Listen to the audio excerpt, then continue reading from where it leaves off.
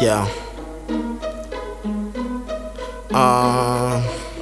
Makosana fazi maposana. Yeah.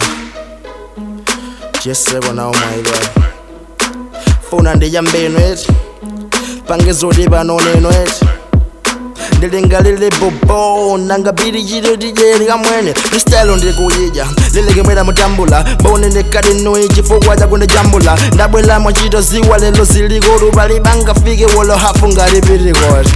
Yeah, baga ndi wankaza kana siyomenya saundi yamangugenda right ndekali ndiyikwera biti mese ndimakija mpaka wiba samarenda hadisi ndimateka maziwa ndiwo saziwa ndimapiga freestyle bosa ndiwo swag on 100 hip hop in my veins you gotta stay there ndikungofuna mu veins.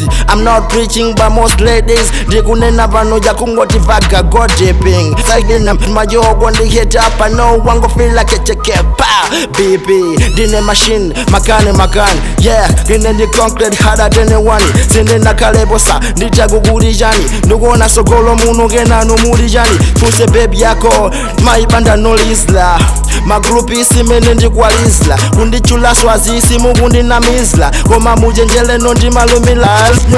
Yeah, ndawonesa bezisuzo kabidilizano zifika paudyo sintopelapo was usual makosana yelebo bwanji ase kadino bwanji ndilekele pompa lilolenegende ndilekele pompa bwaloli ndisiyile zibalumizi zizipopa ayo ase basi ndamaliza kutropa.